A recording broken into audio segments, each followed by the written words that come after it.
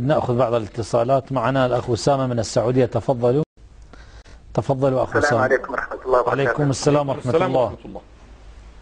نشكر الشيخ بارك الله فيكم على هذه البرامج المباركة. حياكم. أسامة من مكة، الله يحفظكم، الله يزيدكم علم. حياكم الله. احنا من طلبتكم يا شيخ. بارك الله فيك. وصلى الله على نبينا محمد وآل محمد. الله يحفظكم إن شاء الله. أنتم من أين تتصلون؟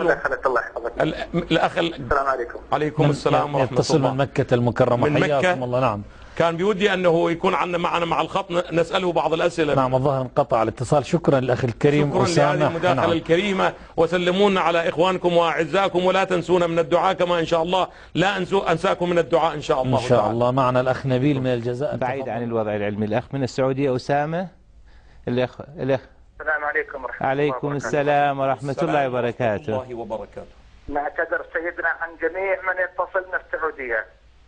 ومع الاعتذار الشديد واقعا. لا أنا بودي الأخ أسامة يسمعني. لا إذا تسمحوا لي دقيقة واحدة. واقعا بيني وبين الله احنا أجد في المتصلين من المملكة العربية السعودية أناس أهل العلم أهل الفضل، ولكن يظهر أن بعضهم أساسا لا يعرفون أدب المناظرة، وأنا لم أتكلم بأي كلمة. بلي تفضلوا. نعتذر عنهم سيدنا، الله يحفظك. تفضلوا. حياكم الله. نحن نتابعكم بشكل مستمر، يعلم الله أننا ننتظركم، نرغب في زيادة عدد الحلقات على مدار الأسبوع سيدنا. إن شاء الله إن شاء الله. طيب شكرا جزيلا للأخ أسامة. لديكم مداخلة؟ تفضلوا أسمعكم. تفضلوا. دعائي لكم سيدنا، نحن ندعو لكم في مكة. الله يحفظكم. شكرا. الله خيرا.